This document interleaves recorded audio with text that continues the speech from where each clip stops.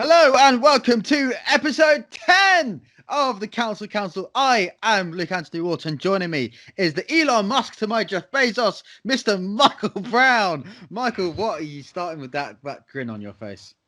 I'm just so happy to be here speaking with you about the things that we are going to be cancelling this week on the Council. Before we start, I think we need to address something and make things perfectly clear. So I came across another podcast called Council by four gentlemen, Luis Sanchez, Thomas Hustler, Will Partridge, and Kieran Faulconer.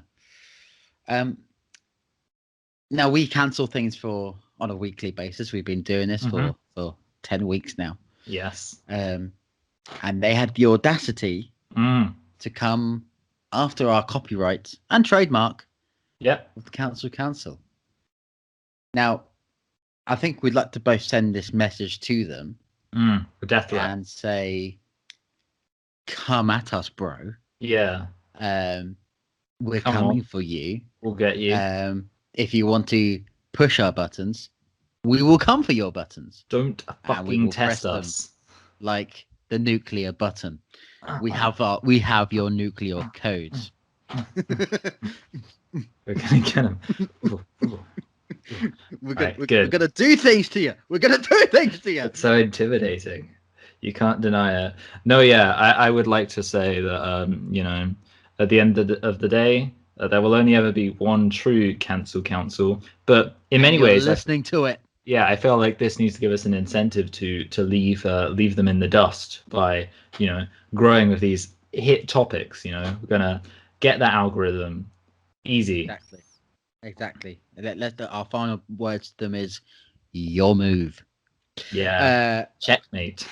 So with that addressed, let's crack on with what we do best. We have cancel issues to cancel and to go through our latest headlines of the week. Without further ado, I'm going to start this week. Michael, that'd be a good one. I'm cancelling Clubhouse.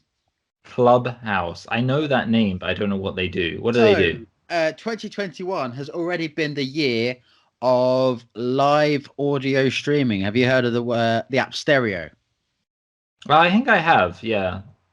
All the hipsters are talking about it, and it's a platform where it's live podcasts essentially, which that the market's been staring right at people, and it's an interesting concept. Maybe we should give it a go in the not too distant future. But as Stereo has emerged, so has Clubhouse. Now, Clubhouse is I guess an elite private version of Stereo. Certainly with the communities I've mixed with over the years, it's more for like motivational events and speeches. Nothing like too substantial. It's I don't know why it's been created. It's very elitist, to say the least. Where you can't just sign up; you have to be invited. As that already says it all. It's like the Stonecutters. So I'd like to cancel Clubhouse. No, yeah, they sound like. I mean, I guess the good news is whenever you've got a exclusive elitist organization, it always become parts of a conspiracy. So I'm looking forward to the hipster version of the Freemasons, where people will, say how some weirdos doing a podcast. Maybe someday we'll get invited in there and we'll be able to do our own stuff, and then we'll become part of the conspiracy theory. So in a way, I'm kind of like, I hate elitist exclusive organizations up until the point when I'm a member. Then it's fine. Then I love them. But I guess since I'm not a member right now, I will cancel them. Easy as that. But like it's interesting. Like, I know there is a elite version of Tinder which you need to be invited for. Wow. And bits of like I don't get why apps are like that. I mean, there's a new story this week which does link back to us in a more positive way, but I don't get why they've looked at Stereo and go, I know what we can do. We can make this app more exclusive to our users. Like, what's the point? Yeah, especially, I mean, yeah. Also, with anything that's got a social element, you'd think you'd want big variety of people on there. Who knows? Anyway, yeah, I will agree that it was cancelled. But do you want to know what I'm cancelling? I know you're not going to cancel this. Are you cancelling? You're not going to agree with this at all. I'm cancelling the Football League. No! No! Never! How dare you, Michael? How dare you? Okay, yeah. All right. Is it all out of your system? No! This is it's actually an idea I've had in my mind for like a video. And now that we have this, see, the funny thing is there have actually been a few things in my life where I've come up with like rants in my head and I've been like, oh, that could be a video. But I've always thought, it's never really felt right because I've never really had a platform for ranting. But now I have one. And this is my beef with the Football League. And it's to do with the fact that I love the Euros and the World Cup. And, I watch every single match except for obviously when there's two at the same time, in which case I'll usually just watch the one I'm most interested in. I really get on board with it. And here's the thing, the reason I like it so much is because when a team does well, it's like because the people in that country have succeeded and done well. Like when Iceland was doing really well, it's because Icelandic players were doing a really good job. My issue with, so contrast it to when Leicester won the league. I was just, in fact, actually, I think a really good example is that when Leicester won the league, two things happened. Mark Selby won the snooker championship. He did, and the jester from Leicester himself. Yes, exactly, and Leicester won the World Cup. But sorry, the World Cup, the Premier League, the Premier League, 5,000 to 1. That was 5 years ago. I know, yeah. Wow, it's beautiful. But no, basically, the thing is. And also, that was the same year where Iceland was doing well in the Euros, so it all came together. Yeah. So really, 2016 is the year that I'm focused. But continue. I'm loading my gun here. Carry on. I know, yeah. So basically, the thing is, when Mark Selby won the snooker championship, it was a genuine, like, massive victory for Leicester because somebody from Leicester had actually succeeded and done well.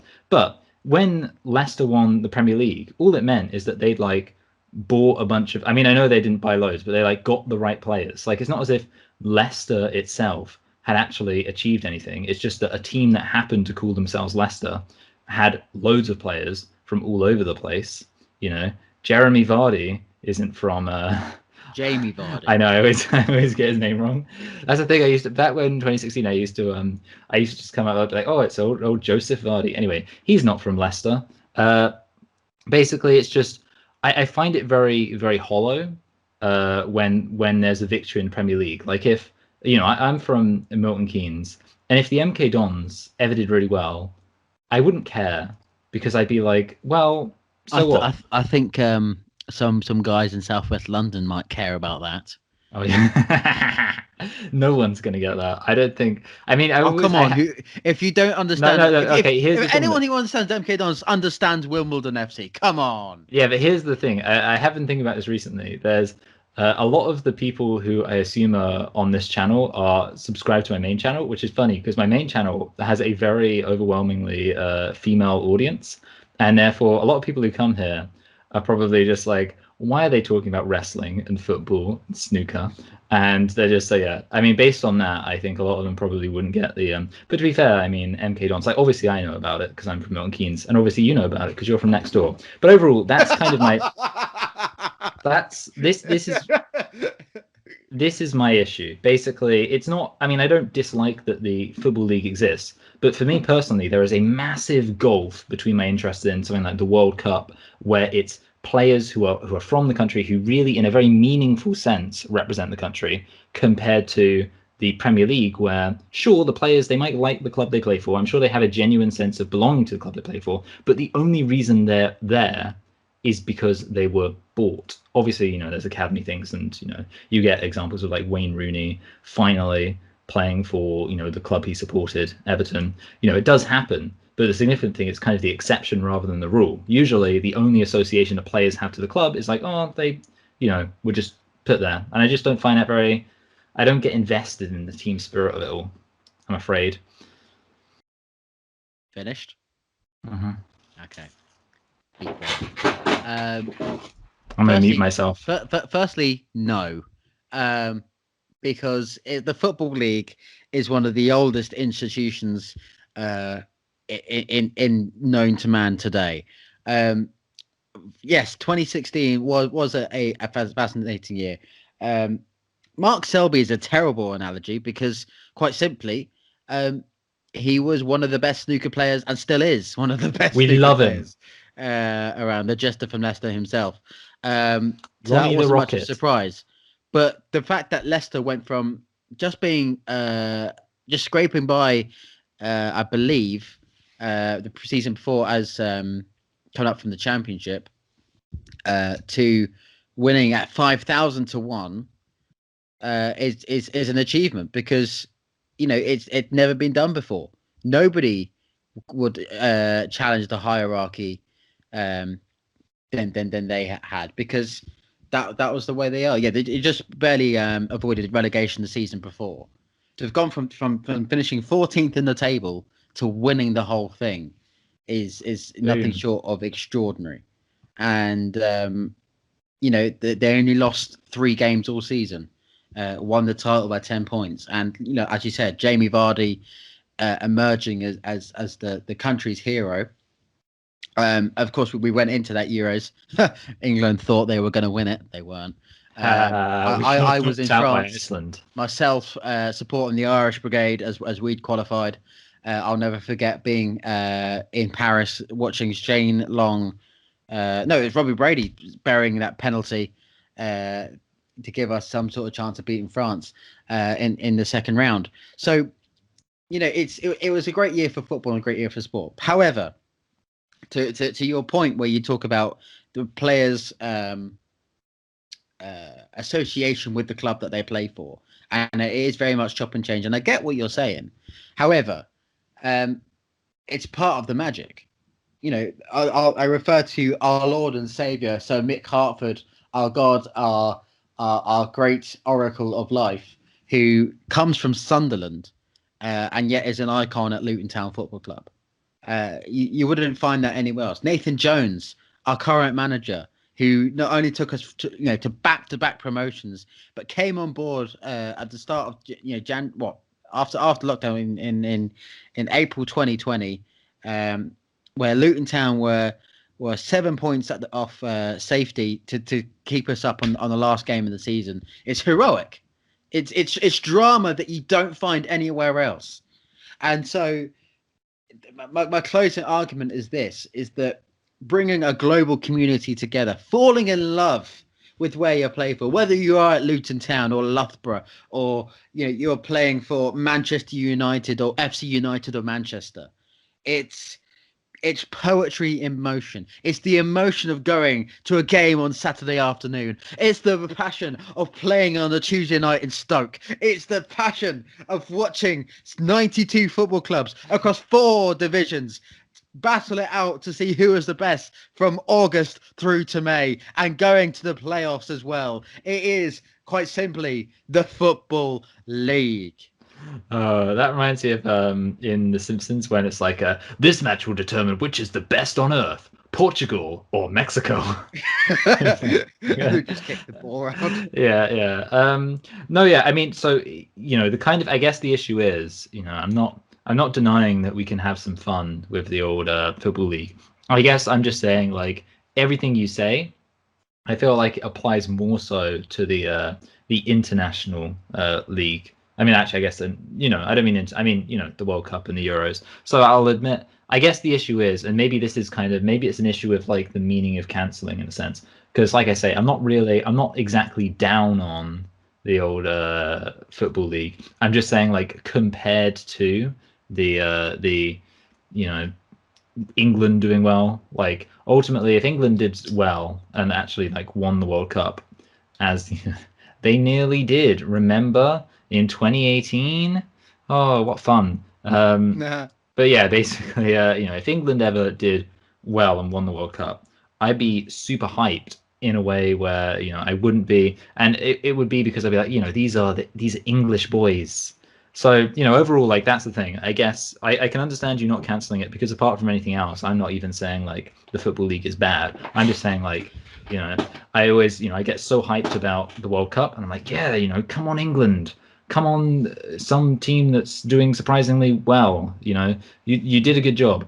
And then I go to like, the Football League, and I'm like, oh, Arsenal, that's good. I like you. But, I feel like most of these players probably like Arsenal less than I do. And I hate Arsenal. No, that's not true. Anyway, to be honest, I think your passion for the World Cup and the Euros and any sort of football will only be 1,000% compared to mine.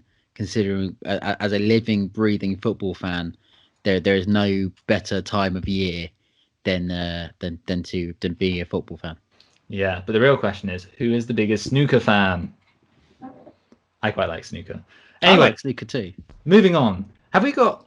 I haven't checked whether or not we've got anything interesting on the old. I know we might have got responses. I'm wondering if we've got any Gmail responses. I'm going to check. Well, we have interesting news. First and foremost, we have a Discord channel. Yeah, we do actually, don't we? Under the King Critical Network, you can come and join us over on Discord, where we finally have comments through on the chat. Starting off with one of our most popular videos, which was about Belle Delphine right at the start. The user Gatemate has said the following: since YouTube seems to be censoring comments, I just get to leave my 2 cents about Belle Delphine here. I'm more interested in Delphine's boyfriend, to be honest. He's the most elusive one behind the camera, and most definitely has a vested financial interest in pimping out her rebranded porn image. At best, he's a porn-sick leech, passively reaping the benefits of Delphine's explicit content. At worst, he's a pimp, encouraging her to produce hardcore porn and has direct control over her earnings. He goes on to say, so it turns out Delphine's boyfriend does indeed have a vested financial interest in her. This dude is a fucking pimp, and you can't change my mind. I wonder what the age gap is like between them, because he is older, I can promise you that much, 25, 35, 40. I see. The problem is, in this world it's of not, it's not even a good idea for a lot of fully grown women to make financial decisions like this with their husbands, let alone with a boyfriend who's barely a legal adult. I hope this guy gets investigated, but it's not going to happen. See, the problem is in this world of rap, saying someone's a pimp doesn't immediately come across as a bad thing. Doesn't have quite the impact that it. This guy's a pimp. No, but obviously, being more serious, I do think. I mean, that's the thing. I do think it's. I guess it's a weird situation because obviously, it is a bit. I guess it is strange that there is a guy who presumably does have a degree of influence over the situation who no one knows who he is. I mean, I don't know. I mean, I didn't even know Belle Delphine had a boyfriend, but I guess it makes sense. And, you do think there's probably, you can't know that he's not a weirdo. So let's just assume he is. No, you don't know who he is. And therefore, I think it makes sense to be a bit suspicious about the whole thing. Ultimately, I think, I guess, you don't want to be too extreme about it. I think you've got to accept the fact that I would imagine Belle Delphine is pretty self-directed. I'm not an expert on Belle Delphine, I must admit. I know you are. I know you're the world-class expert on Belle Delphine. But ultimately, I kind of get the impression from her that she's got a pretty clear idea of what she's doing. But I think you can also admit that there's got to be a degree to which, she's being influenced by people around her and maybe in a manipulative way. But I would say it's probably minor. And without knowing anything, right now, it seems like that comment's mostly appealing to the fact we don't know, which is, a reason why you might want to be suspicious. But I don't think it's enough basis to be he's the agent in this. I mean, as I've said before on the podcast, I mean, the way that she can pull strings and, she made a car for Will&E, a Fiat 500 with her name on it. And she seems to like what she's doing in quite a meaningful way.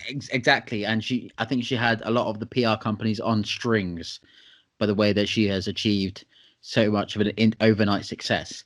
Yeah, it really woke the world up in 2020, especially during lockdown as well. That is for sure. And if you go back to even when you look at some of the podcasts she's done, she's been on the Happy Hour podcast with Jackmate. Is that the story she tells about how she's done it, and also. Some of the items behind the gift box. I mean, don't forget she gave Will&E a vial of her own blood, which really I did hear that. Spooked the hell out of me. Yeah, my reaction exactly. That's so weird. As somebody who is terrified of needles, That is, yeah. Yeah. I think that's kind of the thing, though. Like, basically, I think you can make a kind of societal criticism of like why a woman's kind of like doing this, especially like giving out blood. Like, you can kind of, I mean, that's literally like, I don't know, literally selling your body. And I think, I can understand why people could make like kind of systemic criticisms of monetizing your body in that way. And I get it. I think it's probably wrong to, and based on the sounds of like, it sounds like she's much more of a free agent in it. It's probably wrong to think that it's just like one particular guy who's in charge of it. Like, at best, you could make a criticism of society with the whole OnlyFans craze, and you can make an argument that is not necessarily good for young women. But yeah, I probably wouldn't blame this specific guy. So there we go. Any other 2 comments on our most recent video, going back to modern day.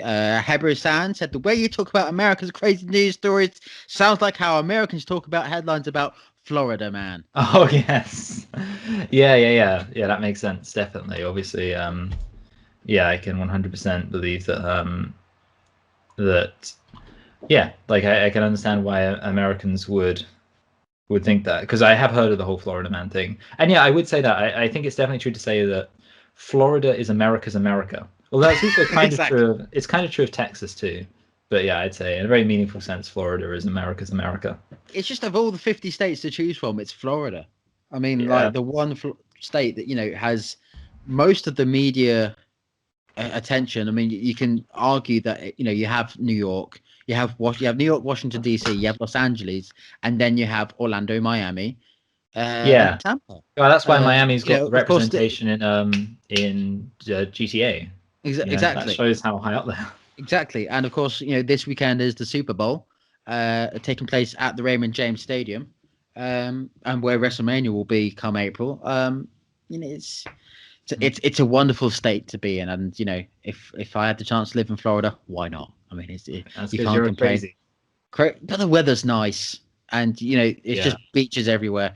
What's not to love? Sophist also said regarding the "It's America" comments, I read the news this morning that a Pennsylvania man killed his 2 neighbors and himself over a snow shoveling dispute. Wow. See, part of the main thing there is I've always thought, because in the it snowed like a week or so ago, and I was thinking to myself, like, man, I would like to live, because the thing is, when it snows, I feel like I have to go out there and appreciate it, because it only snows like once a year at best in this country. And I was thinking, I'd love to live in a country where just for a while snow was so prevalent that I could get bored of it. Because like right now, I always get tired of how like magical snow is, because it's like it only happens once a year. I'm like, oh, it's snow, and I'm like, I shouldn't be this happy about it. So I would like the idea of living in a country, like kind of the central United States, where snow just becomes so prevalent that you just get used to it. And I have even less sympathy for these snow shoveling disputes. Like, if it was me there, I'd be like, guys, why are you killing each other? Just have a snowball fight. Grab my gun. Yeah, I don't know. Yeah, I'd love that. Like, snow's awesome. And I guess, for people in parts of America, Northern America, Central America, where it like snows and just doesn't stop snowing, and you get like a foot of snow, yeah, they probably get bored of it. But me, never gonna happen. Love it. So those crazy people shooting each other. How does the song go by James Brown? Living in America, eye to eye. Da, da, da. Never heard that one? Wait, is that James Blunt? James Brown. Oh, James Brown. I've still never heard of it though. Anyway, I heard "We're the Kids in America." Whoa. Blondie. Yes. That is a good tune. And Coming to America too is coming out in March. I mean, that's our America discussion ended there. Yes. That's the thing. Before we jump on to this week's headlines, Michael, how can they get in touch with us? Well, if they wanted to get in touch with us, they could get in touch with us at cancelcouncilYT@gmail.com. That's CANCELCOUNCILYT@gmail.com. Amazing. Just amazing. And of course, you can get hold of us on Twitter, on Instagram, and on Facebook. That is CancelCouncilYT. That is CANCELCOUNCILYT. Yes, love it. We've got this branding down Twitter, to the T. yeah. Who are these other guys that are trying to think they can copy us? They will never touch our jingle. Now all we need is like some music, like ding ding, like that kind of xylophone music that they get on the radio. Ding ding ding. Yeah. Anyway, you ready for the news? Let's jump in the news. What have you got? More got? like snooze. I've got so many great stories for you today. Okay. All of them, each one better than the last. Not necessarily true. So one, this is from LGBTQ Nation, which we love, a great name. But you love your gender politics. I know, yeah. The funny thing is, this has nothing to do with that. It's Trump has been writing down insults and begging others to tweet them for him. Subheading, he's suggesting this help for me, please. Say for me, please. Yeah, he's suggesting put downs other people could use to attack Democrats and Liz Cheney, the chair of the House Republican Conference, because she voted in favor of his impeachment. So yeah, basically that's the story. Donald Trump is writing down some insults and he's telling other people, tweet this for me. People have to know my opinion, even though I've been banned. So what do you think about that? Do you think Donald Trump's resilience against the ban is admirable? He's up the shit creek without a paddle, isn't it? He's really backpedaling now because he knows that. I mean, as arguable as you may say or not, is that he will be charged. It'll mean Dudley squat, but he will be charged. He's been impeached twice. He's the only president to be impeached twice. It's nuts. Yeah, exactly. And I do enjoy the fact that it's kind of like a very strange thing to do, because you can kind of imagine him. He's always, I don't know, carried himself with, dare I say, a certain dignity, where you kind of get the impression that he considers himself above things. So to imagine him being like, "Hey, please tweet this for me," it's very funny. But I don't doubt it in a way. I imagine him like being like, maybe he'll just become a speechwriter. That would be funny. Like, imagine a world where all politicians are just imitating Donald Trump. There's been plenty around the world that believe me, but I think what I find interesting is that obviously Trump is a businessman. He puts his name to everything, from university to steak to golf to whatever. What's this going to do in the long term for his name and his business? Because at the moment, without a voice to plug his golf courses or his stakes or whatever, he can't publicize himself. So it can be argued that, and this will throw forward to another story we've got in a bit, is that shares in Trump could be the Dogecoin of 10 years time. That is true. No, yeah, Donald Trump, he could be losing his value. Anyway, moving on, we've got another one I'm very excited to share this with you. A 4-year-old was referred to the UK's anti-extremism watchdog over Fortnite comments. This is from PCGamer.com. The kid was overheard talking about guns and bombs after watching his cousin play Epic's Battle Royale. So basically, the story is, I read the whole story, but I'll just summarize it. He was talking at school, and then one of the teachers, I think, contacted the anti-extremism watchdog to make sure that there was no one in his house building bombs. It's the Prevent program, isn't it? Yeah. So what do you think about this? It's beautiful, isn't it? It's funny because you mentioned Fortnite last week.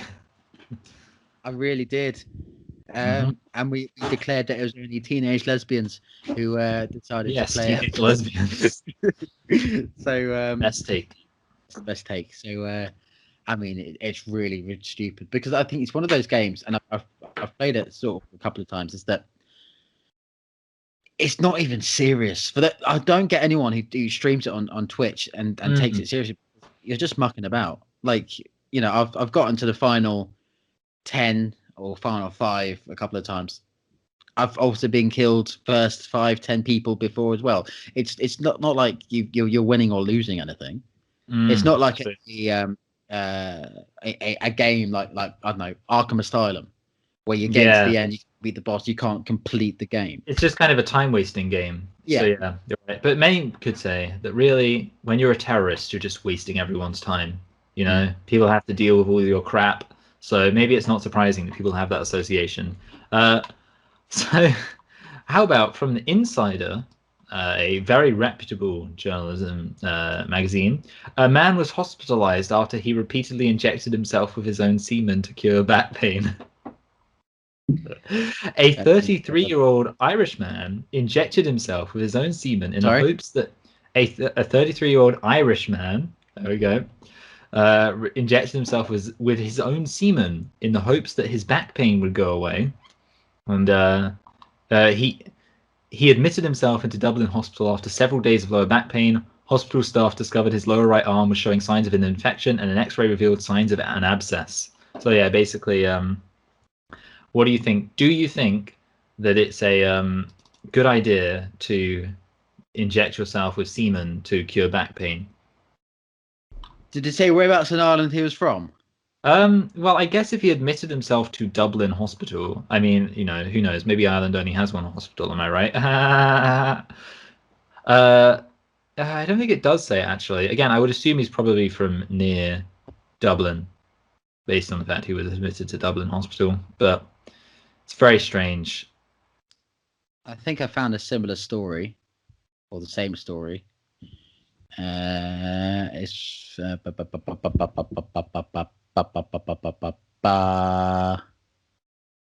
it doesn't say where it's from, but apparently alleged health benefits of semen have been debated in the literature. Yeah, particularly 50 Shades of Grey. I mean, it's a wonderful country.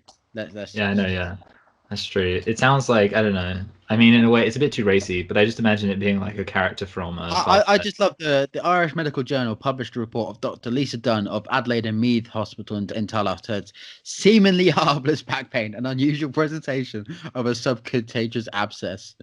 Yeah. Oh wow. Yeah, that's the thing. I mean, I feel like there's going to be a lot of it. If you're injecting yourself with semen, I would say an abscess is the least of your worries. Sounds like he's got an abscess on his brain.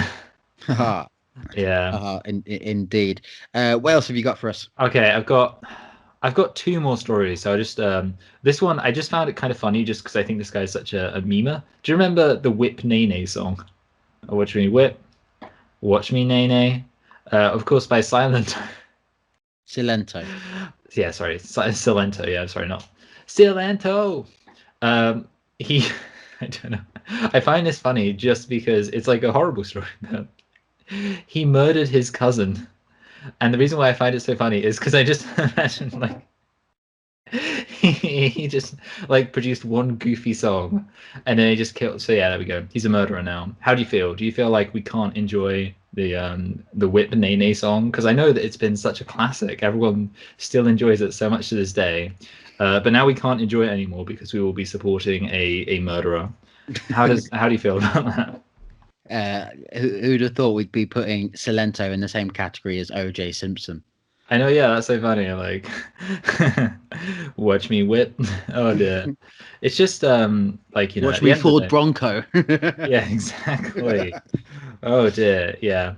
So yeah, I did like that, but we got our final story, and it is it's another Twitter one, and it's to do with obviously the Robinhood GameStop thing, which we did talk about last time. But it's Alexandria Ocasio-Cortez tweeted, "This is unacceptable. We now need to know more about Robinhood app's decision to block retail investors from purchasing stock while hedge funds are freely able to trade the stock as they see fit.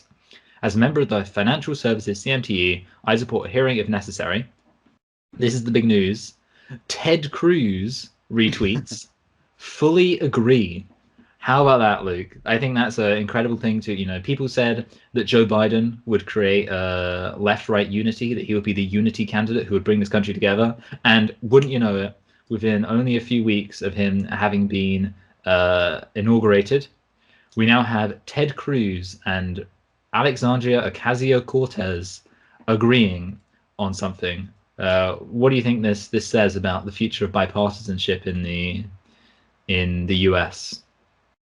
I mean, there's another story to that, in that that the wonderful world of Dogecoin has really been a story this week, and it's just that the people thinking that they were going to get rich off it. Spoiler, they're not. And it's it continues to rumble on. And yeah, I mean, like if clearly America has nothing better to do than to be constantly talking about the market and speculating as to what's going to be successful or not. No, yeah, exactly. I think that's it basically. But I do think it's funny that, you know, I never would have expected to see Ted Cruz, because Ted Cruz always takes shots at everyone on Twitter. He's basically just a lamer, sadder version of Donald Trump. In fact, I'm surprised Donald Trump, just to go full circle, hasn't been writing down insults for Ted Cruz. But no, yeah, basically it's I fully feel that this is a beautiful moment where these two people can come together.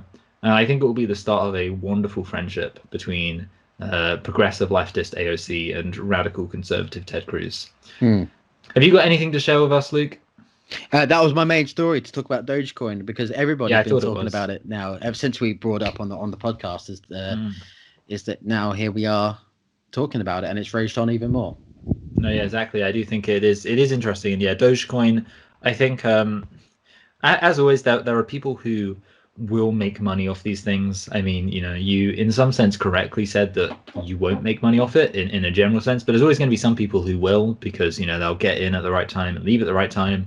But with these, online cryptocurrencies, they're all a bit, I don't know, like they're just a bit strange, like, and their role in society, I feel, has been really fluid. Like originally, I think they used to be heavily associated with kind of right-wing libertarians, and it was like the whole idea of, hey man, you don't want to have the Federal Reserve's money or whatever, and they invent this new stuff. And now it's obviously become more associated with the black market and stuff like that. But then obviously there's the financial speculation aspect of it, which is, you know, these made-up currencies have wildly varying values, so people can just. But yeah, I think the fact that it is wildly varying makes me think it's mostly down to luck. And therefore, anyone who's going and like, hey man, I've got a plan, I've got a scheme to make money for this. No, you don't. You're gonna fail, just like you fail at everything. Oof. That's what I say to those people. So yeah, no, yeah, I agree with you. It's basically, I just ignore it and don't care, because I just think it's, you know, it will come and go, as all things do. In the end, you know, the rain keeps flowing down to the sea. Exactly. Time for my final issue. I don't think you've got one this week, so I'll jump in my final one. I mentioned that we do have a Discord server, but unfortunately I want to cancel Discord because I don't know about you, but I use Discord a bit. I've got quite a few channels going on there, and whenever it pings, you do not know where that message is from. Yes. So it's so weird. So sometimes it comes up with, like, it mentions, okay, right, it's there, or it's in a current conversation, or sometimes it's just in another chat completely on the other end of your Discord. Yes. So it drives me nuts. Sort it out, Discord, because you're cancelled. No, yeah, you know what I mean. It's such an uncontroversial thing, I think. But yeah, I agree. Like ultimately, it is strange, and I do think with Discord, that is something I've always felt about. Like I've heard these random dings, and I've just been like, sometimes I feel like I've never found them. I've just been, I'm just like never, like okay, never mind. Just never gonna find out what that was. But yeah, that's the thing. They're the dings, I guess, and also I think it happens when people ping like everyone. So it's kind of like sometimes it's not everyone is it, because like at least because on my phone I've got everyone sort of tagged, so notifications do come up, and that's fine because you can trace that back. Yeah, conversation, but it's when like you just hear ping ping ping ping ping. I've noticed, especially now that I've joined your server. Yeah, make me admin, please. Oh yeah, actually, I could make you an admin. Good point. You have so many different levels, and of course, as part of the King Critical Network, yes, you've got different channels going on. So to keep on top of it is a little frustrating. We're just too awesome, too alpha. Too political. Got too many fingers in too many pies. Just going to let that Sean William Scott joke sink to the bottom of the sea. And on that bombshell. Hey, American Pie is one of the best film series growing up? You know what? I genuinely actually agree. Like, quite recently, was rewatching them, and I thought, like, for what it is, it's really good. Like, basically, for being a teenage sex comedy, it's a very good teenage sex comedy. I think it's got very well-defined characters, a very good premise, and the jokes are everything they need to be. You know, we're not expecting some Edgar Wright fancy directorial masterpiece. It's just supposed to be a funny little teen sex comedy, and it does a really good job. Even though there are some problematic elements, like streaming a girl's naked body online without her consent. But it was a different time, Luke. It was a different time. Comedy was a different time. Yeah, that was back in the day. Anyway, so there we go.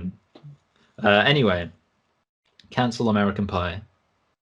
No, you can't. I think problematic. Do you know? It's not even that bad. Compare American Pie to Little Britain. Oh yeah, that's the thing. I was what was it I was looking at? Oh, I know what it was. I was watching. Do you remember the show Shooting Stars? I do. Vic Reeves and Bob Mortimer, Matt Lucas. I was watching one of those, and basically they do a thing where they act out films. So, and they were acting out Lethal Weapon, and Bob Mortimer was in blackface as. And I was like, there we go. That's the kind of thing you just couldn't do. That's the thing. Like, blackface used to be. I mean, the thing is, even with that "Come Fly with Me," you had obviously a character in blackface. So that was 10 years ago. Yeah, you wonder what the rules are now. Like, I don't think. I mean, it's crazy, but I genuinely think, like, even though people in blackface was okay in the UK, like you say, 10 years ago, and I think most people didn't really care when "Come Fly with Me" was introduced. I think, like, now in the last 10 years.